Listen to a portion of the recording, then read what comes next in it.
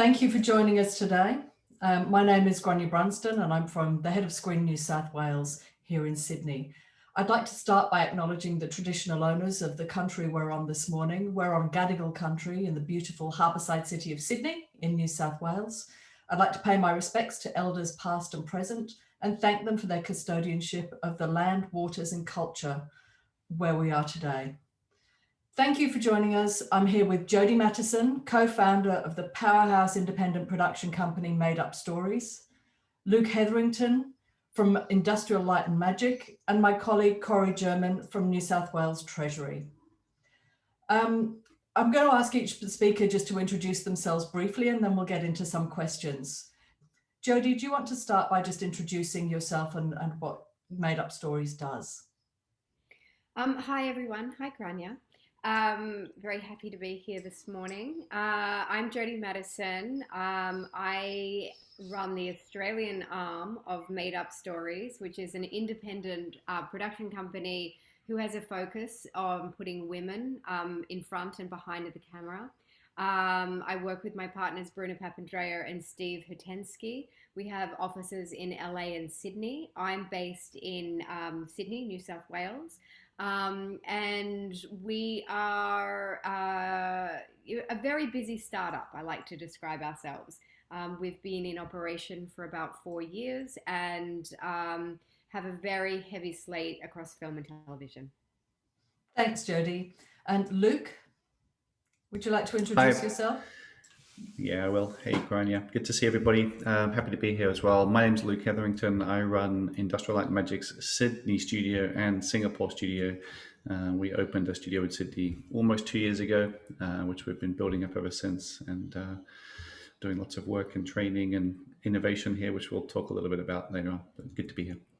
Thanks, Luke. And Corrie, do you want to give us a quick rundown on your role? Yeah, thank you, Grainne, and hello to everyone. Corrie Germin, Director Technology Investment at our newly formed Investment New South Wales, focused on facilitating investment both globally and domestically for the ultimate outcome of job creation. We do a fair bit in the creative space and work very closely with Grainne to support your businesses coming into the state. Thanks, Grainne. Thanks, Corrie. Luke, can we ask you a question first? We all know of ILM's genesis in California, the George Lucas production company in 1975, and with its headquarters in San Francisco and offices in Singapore, Vancouver, London. And then, of course, in 2019, you opened ILM's Sydney office. Can you share that story with us? How did this come about? Why Sydney, New South Wales? Well, yeah, it's a good story. I joined ILM just over 4 years ago. I had worked in Sydney for 20 years in animation and visual effects. So I went over to Singapore to work with ILM. I had made some good friendships and contacts with them over the years during my time working out of Australia. So I went up to run the Singapore studio. At the time, the company was exploring possibilities for potentially opening another studio. And the decision was really around things like, where do we think there's great talent, artists and technical talent, good government support with incentives that our clients are looking for. It's our studio clients and production clients are looking for those incentives to help them budget their movies. And where did we feel like there was a location that would attract people? You know, it's a competitive time. I'm sure Jodi will speak about this today, how hard it is to find great people, keep great people. There's a lot going on. So we wanted to, if we were going to expand, we wanted to be somewhere that we felt like would give people an exciting place to come. I always felt like combining ILM and Sydney was going to be a great place, a great combination. You know, we had great government support. We've had good government support federally and with New South Wales. I felt like the New South Wales team that we were working with when we were talking about the idea of the possibility of doing this and what matters to ILM, I was always wanting to find a partner that I felt was naturally aligned to what we were trying to do, as opposed to sort of lobbying or persuading a location to maybe try and do what we were looking for. It's like, let's try and find a natural alignment, which we felt like we found that with the team in New South Wales, education partners here, government partners. And like I said, we think there's a lot of talent in this region. Australia has got a can do, will solve, will figure it out sort of mentality, I think, inherent in the people here. And we felt like we could really succeed. Thanks, Luke. And you manage both Singapore and Sydney offices, which obviously over the last year must have had its own complications and challenges. How do the two locations complement each other? Yeah, I mean, the five ILMs are able to work pretty seamlessly. We can move work between the five studios as needed. Obviously, we commit to doing the work in different locations, which determines tax incentives and credits and things for the production. But technology-wise, pipeline-wise, we're canonical across all studios, so we can move work around when we need to. Sydney and Singapore is nice for me because we're in an almost same time zone, a couple of hours offset. So building a new studio in Sydney, the emphasis was really about training. You know, we're looking to bring in really experienced, the best people in the industry, but they still, if they're new to ILM, they still need to learn the institutional knowledge, the ILM tools and pipelines. So to have an established studio in Singapore that, you know, is at parity with ILM in San Francisco and London and Vancouver was obviously a huge help. And the team there, as well as San Francisco, really helped to figure out the technology build out, partnering with local and international technology providers to set us up in Sydney. And then just have the know-how. So if I have a shortage in Sydney while we're still finding the right people, I can lean across to Singapore and look for that help, which takes the pressure off a little bit in finding the right people. We're looking to build a 500-person studio in Sydney, something like that. And the most important thing is the culture of that group and trying to not rush in recruiting. So you're bringing in the right people with the right mindset that we think will, help us get there is key. So yeah, being able to lean on Singapore for that knowledge and that technical support is super valuable. Thanks, Luke. Jodi, you are, as I know, a very in-demand, successful independent film and TV producer with a really busy slate of production. I'd love you to share with some of our audience, what do international productions get that's unique to New South Wales when they work with production companies like yours? Well, it's really interesting because I think what we have at Made Up Stories is, it's not completely unique, and I feel like more people are doing this where we have, genuine full-time operations based in New South Wales and international offices as well. And I think what's important about having deep roots in Australia and for us in New South Wales is that we are a part of the ecosystem of the industry here, and very much in terms of Australia, the main I think game is in New South Wales. And what we find, it's very interesting because when we are looking at either bringing a production from overseas to Australia or creating something in Australia with big international casts, being in New South Wales is an incredible draw card for people. When people want to come to Australia, people want to be in Sydney, in the harbour city. That is something that New South Wales really has going for it.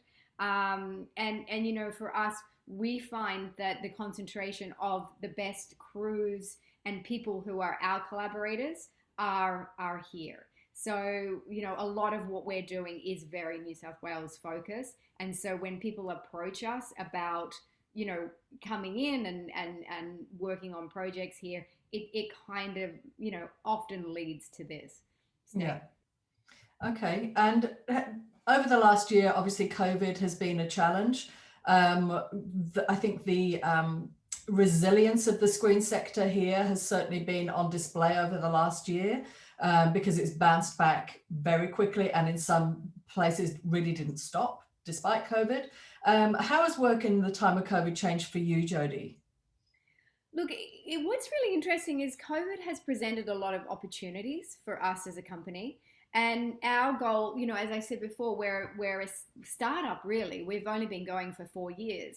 And our goal was always to, create Australian product, but also bring big international projects here. And that was, that was something that we were working towards. We had, we've done quite a few Australian productions, but we hadn't as yet brought any of the big international stuff here.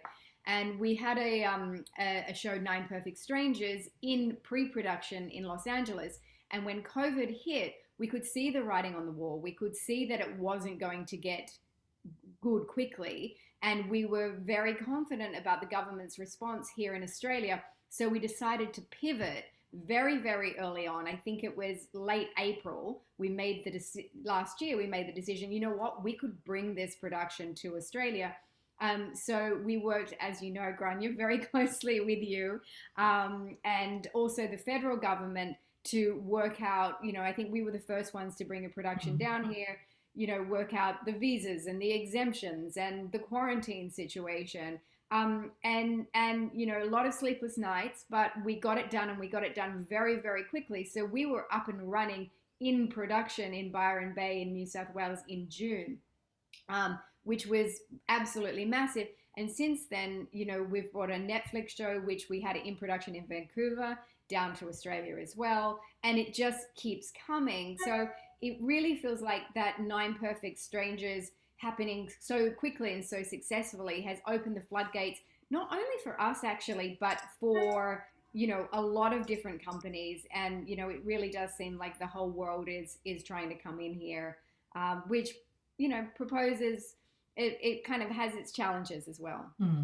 Yeah, absolutely. And how did this shoot go for 9 Perfect Strangers? Is that completed now? Yeah, we wrapped just before Christmas, and I'm happy to say that it was, the most fantastic experience, to the point where nobody wanted to leave. I think in the end, we brought a large amount of cast. We really only brought the director and the cinematographer, so we used all locals, which was amazing. And in fact, nobody wanted to leave, to the point where we actually ended up moving all of post-production, which was always intended to go back to the States. We moved it all here. So we're doing from beginning to end now in Australia, and it's working out so incredibly well. Fantastic. Thanks, Jodi. Luke, can you talk to us about some of the recent developments in VFX that are happening right now? Yeah, and well, and like Jodi said, I think COVID has obviously had an influence on which things have that interest right now. I guess our big recent advancement is Stagecraft, which is our virtual production toolset. The big LED volumes that we can install into shooting stages for people to film on, which was something that we started on Rogue One, where we were shooting, through cockpits of X-Wings and things, through these big LED screens for the backgrounds. And suddenly now we're getting, rather than green screens or blue screens behind the windows, you're getting, pre-made content of what's happening in that scene. So if there's a ship exploding, that's on the screen, it's playing behind the actor and the partial set piece or prop piece that you have on the day. You're getting the actor reacting to it and looking at things and eye lines. You're getting lighting and reflections and all that reference. On Rogue One, that stuff wasn't high fidelity enough with the screens to generally use that as final pixel in shot. So you would still ultimately replace the background, but you were still able to, on the day, figure it out. But what this tool set also does is it enables a certain amount of kind of remote collaboration that maybe wouldn't have been possible before. For example, shooting on location, you could imagine the complications at the best of times, but in the past year with travel issues, sending a large company move around the world to different locations was probably impossible in many situations. But with a technology like Stagecraft, you could send a couple of people to a location photography team. They could acquire a 360 of that location and get all the information with drones or helicopters or cameras or whatever is needed, LiDAR scanners, whatever's needed. We capture it, we can bring it back, and then we can virtually scout instead of actually physically going there. So we could have a DP in LA wearing a virtual headset. We could have a director somewhere else. We could have a visual effects team in Sydney or in San Francisco looking at all of that and still able to figure out where in this location is going to work. Maybe we've got a visual effects prop that is going to feature within this location. Maybe there's a spaceship buried in the ground and we want to see how's it going to look in this location. Well, we can do all of that real time. We can move it around and we can walk around it and we can decide is this a place that we want to use? So you sort of do all of this with collaboration remotely, which, I think for somewhere like Australia, which I think everyone in Australia has had to overcome that distance in some way in terms of building trust to send projects here. These sorts of technologies, I think, are really valuable for that. And, with the studios trying to figure out safe and reliable ways to shoot, ways which are less likely to be impacted if there's a COVID outbreak or another travel restriction, another border closing.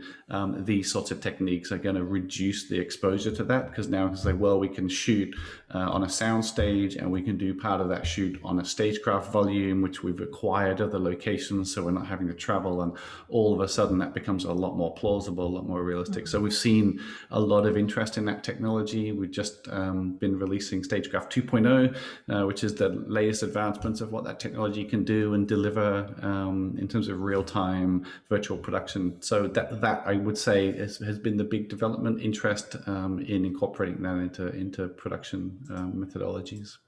And is that like what role does the Sydney studio have in this? Is this something that you're using in Sydney? Yeah, no, we've set one of these volumes up at Fox Studios with support of John and the whole team there, and the team from The Mandalorian that set those volumes up in LA. We brought some key talent across to Sydney, which again did require a bunch of support from everybody to get them here, but we did, and then we hired a lot of local people. We put people from the ILM Sydney studio into that team. We've got motion capture people figuring out the cameras that track where the camera is. We've got color science specialists. We've got tech engineers, artists, supervisors, productions, this whole group, and we've tried to put as many local people into that team to set this volume up in Sydney, which is currently being used by Marvel for their Thor Love and Thunder production, which is going really well in Sydney. So it's great to see that technology be picked up, be set up in Sydney, have local people in there every day on stage on a big Marvel film, learning how the technology is being used, how it works, and hopefully we can build more and more of those skills here locally to make it easier and easier with subsequent films. Great, thanks, Luke. Jodi, as we talked about, and as you mentioned, the screen production sector is really booming in New South Wales right now with international, but also local production. What do you think is kind of happening in this sector over the next 5 to 10 years? Do you think the global demand for content is ever going to diminish rather than increase? Will we still want films in cinemas, that kind of thing? Well, I don't think the demand for content is going to decrease. I think actually it's just going to grow and grow. And I think our appetite for content is voracious, and that's a pattern that is going to continue. I absolutely believe that cinema is still in our future. I absolutely believe that people are desperate for shared experience and want to go out when it's safe to do so, and to be able to see content on the big screen. We had a situation where we had one of our Australian films, The Dry, open January 1 here in Australia, where our cinemas are open and people are able to go safely to the cinema. And the box office result, I'm really proud and thrilled to say, is fantastic. And we just didn't know. We didn't know how people were going to feel about going back to the cinema, but people were longing to do so. So, we feel really great about this, and we feel like there is going to be, a very steady stream of production happening in Australia. Obviously, because of the way that we've handled COVID, everybody wants to come here at the moment, because it is one of the few places in the world that you can make your film and television in a relatively normal way. We still have all the checks and balances and the PPE and the constant testing that follows the SAG guidelines, but we're doing it in a very safe place where there's practically no community transmission at all. But I really do believe that beyond COVID, when the world settles down, people will still want to be in Australia making making things, because our crews are world class, our locations are amazing, and it's just a really great place to work. Thanks, Jodi. Corrie, we can turn to you now. Can you share some about the work you're doing in Investment New South Wales, and maybe talk about how it assists international companies coming in here? Yeah, thanks, Grainne. I think first and foremost, our role is to facilitate and support the great work that Luke and Jodi and others are doing in terms of building out the creative industries, the ecosystem, and ultimately driving a really prosperous sector. I mean, our role really is kind of sitting across the investment and sector specialty, supporting kind of a one-stop shop, single point of entry, working with you, Grainne, to ensure that we look at all things that make a company successful here in terms of entering the market. So from early stage, helping companies gather intelligence, provide advice, make sure that we're gauging the opportunity, asking a single point that they can ask questions, and then ultimately put together a bit of a plan as to how they want to enter. As a company goes about evaluating the potential opportunity, we want to be there to sort of unpack some of the problems. They could be around talent, around innovation, around costs of setting up, could be regulation. And again, once we get into the later stages of companies looking to enter the market, we're here to help support the location and space insights. So providing introductions to key places and spaces that they could potentially set up their business, introduce them to other like-minded companies, as well as universities and technology-focused organizations to help, again, build out their network quickly. I mean, ultimately, our goal is job creation, but I think also speed to market is a great way for us to sort of evaluate how well we're doing. Once the companies have come and invest, our aftercare services are really around then connecting them to our industry development teams, as well as then looking at them being successful at exporting into the region. So we want Sydney to not only be the place to come and land, but the place to also expand out. We as New South Wales have 11 offices globally. We work very closely with Austrade, who have 90 offices. And again, we all work together to try to answer the questions the companies are looking to ask as they come into the market. Thanks, Corrie. That's great. And I guess that kind of very much complements what we do at Screen New South Wales, which is really project-based. So, working with whether it's ILM or Made Up Stories or Marvel indeed, and other production companies, offering a range of incentives to bring international projects here to New South Wales to shoot. Incentives which can be stacked on the Australian federal incentives. We also have a PDV rebate that can be stacked on the federal rebate for PDV, and we have funding for official co-pros and local production for film, TV, online, and all kinds of different platforms and genres.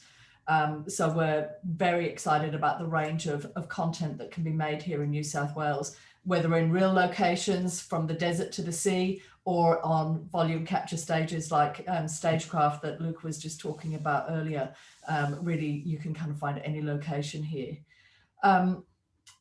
Luke, can I come back to you about about any collaborations that you might be doing in terms of gaming companies? With VFX and gaming pipelines and methods are kind of converging. What do you think that New South Wales is looking at in terms of these two sectors aligning more? Yeah, it's a really interesting time for that. The other thing I would add just on that last discussion, which has been a big part for us, is the training efforts that we've been looking at. Obviously, to set up a big studio like ILM in Sydney, there's a lot of very specific, very specialized technical training that we need to do. And that was another attraction point for coming to Sydney and New South Wales was we had a very enthusiastic government training services New South Wales, and that whole team were like sitting in front of us saying, tell us what your needs are as a business. We will figure out a way in the education system with different training organizations that are in the state. We will find a way to make it possible.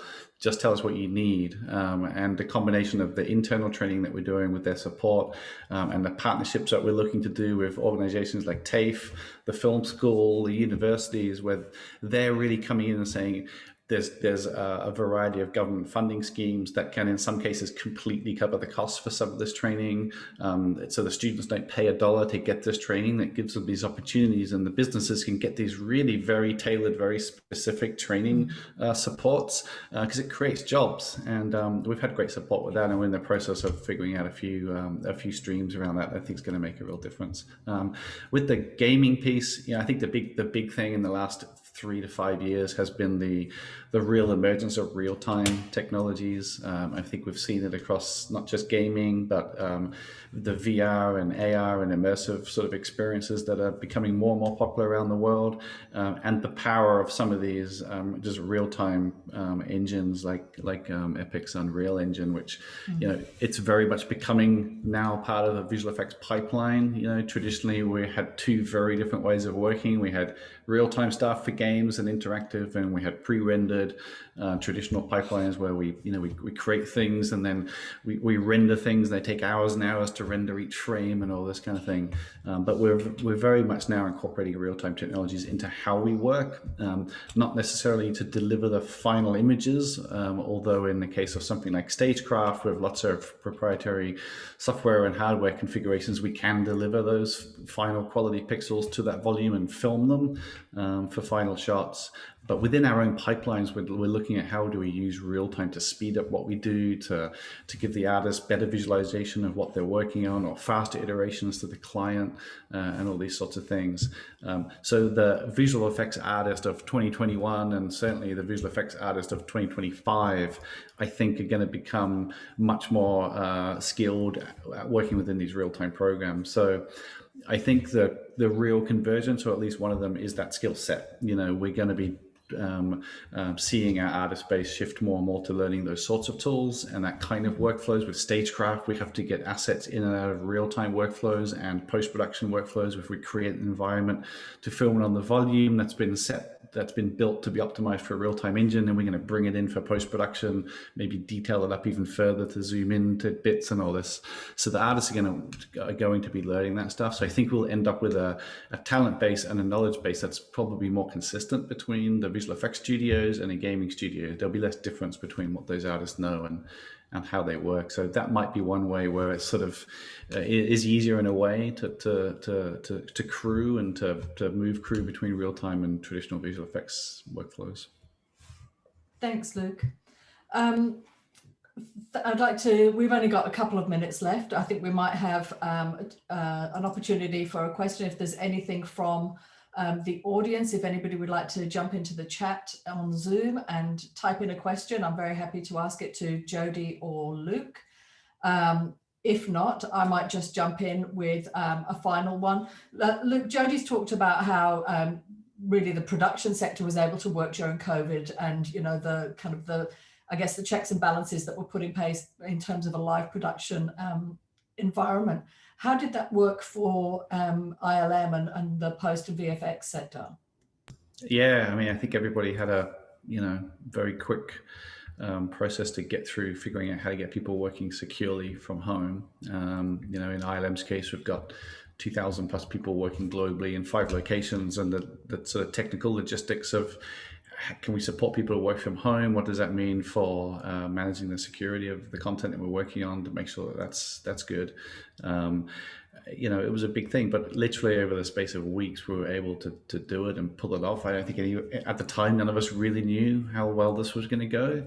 But I think we got through it really well. I think we got through it because we've got great technology and great people that were dedicated, and they made it work. So it was successful. I think it was hard work. I think everybody was working out new life work balances and things, but we were able to support it. And hopefully as we come through this, we've learned how to be more flexible with those things. We've learned how to be more adaptive with where people work and how people work. Whether that be from home or when they're traveling or on set or on stages. I think it's made us a more adaptive company in terms of finding ways for somebody to be anywhere, but be able to log into a secure workstation where they can do their work. That workstation, no matter where the person is, they're securely remoting into a machine that's secure and able to do whatever it is they need to do.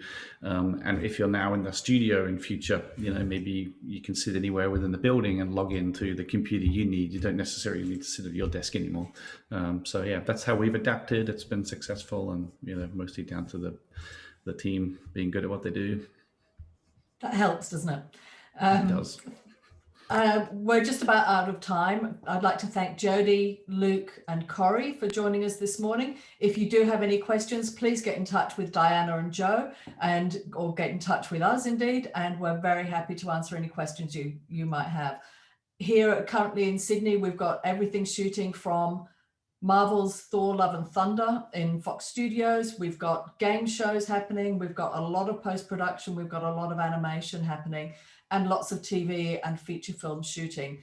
Come to us with your questions, bring your projects. We'd love to see you here. Thanks so much for joining us.